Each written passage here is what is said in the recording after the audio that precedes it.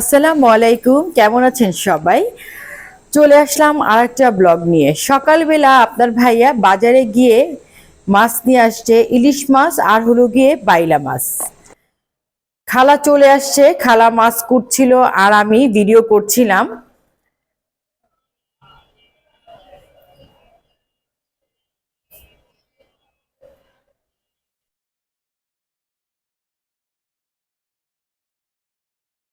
খালা যখন মাছ কুটছিল আমি দুই চুলায় দুই রান্না বসিয়ে দিয়েছি। এটা হলো গিয়ে সেহরির জন্য মুরগির রেজালা রান্না করছি।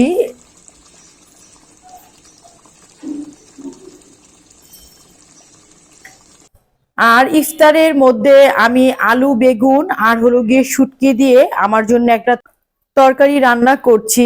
আজকে বাসায় গেস্ট আসবে, আমি আবার একটু বাইরেও যাব, সবকিছু মিলিয়ে আমি খুব তাড়াহুড়া করে কাজগুলো করছিলাম। আলু বেগুনের তরকারি রেডি, এখন দিয়ে দিচ্ছি বেশ ধনেপাতা কুচি।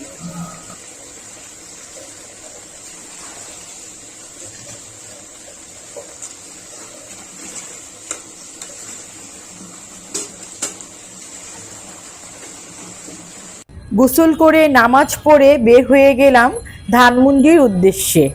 মেয়ের কোচিং এর বেতনগুলো দিতে হবে, সেটার জন্যই আপনার ভাইয়া আর আমি বের হয়েছি।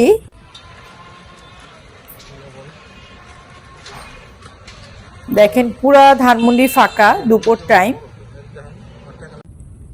কোচিং এর বেতন দিয়ে আমি আর আপনার ভাইয়া বের হয়ে গেলাম মার্কেটের উদ্দেশ্যে। আপনার ভাইয়া বলল চলো একটু মার্কেটে যাই।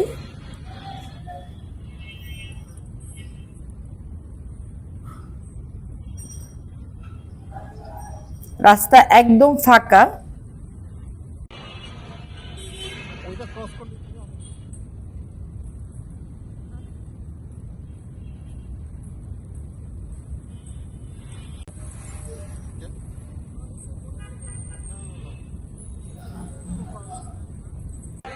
চলে আসলাম পিয়াঙ্গনে। পিয়াঙ্গনে একটু কাজ ছিল, আমি শাড়ি পিকো করাবো, সেটার জন্যই আসা।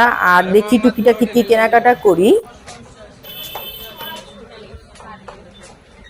শাড়ি পিকো করতে দিয়ে আমি একটু মার্কেটটা ঘুরছিলাম।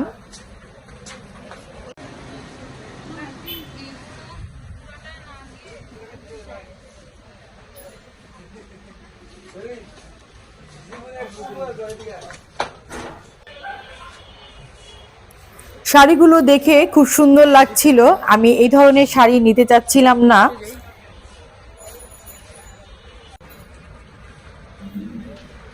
কাটওয়ার্কের শাড়িগুলো খুব সুন্দর ছিল, খুব ভালো লাগছিল।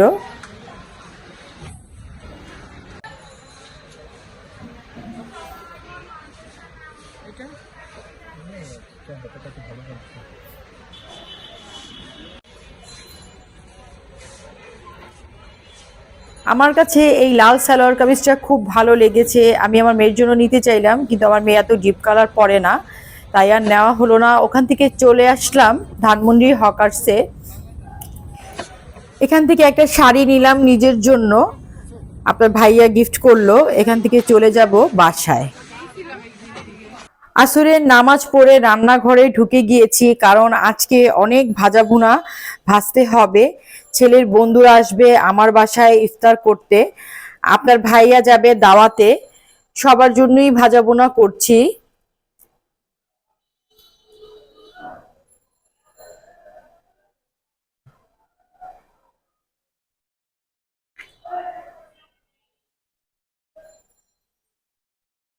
ভাজা ভুনা করে ভাজা ভুনাগুলোকে ট্রেতে তুলে নিয়েছি। কেমন লাগলো আজকের ব্লগ আমাকে অবশ্যই কমেন্ট সেকশনে জানাবেন।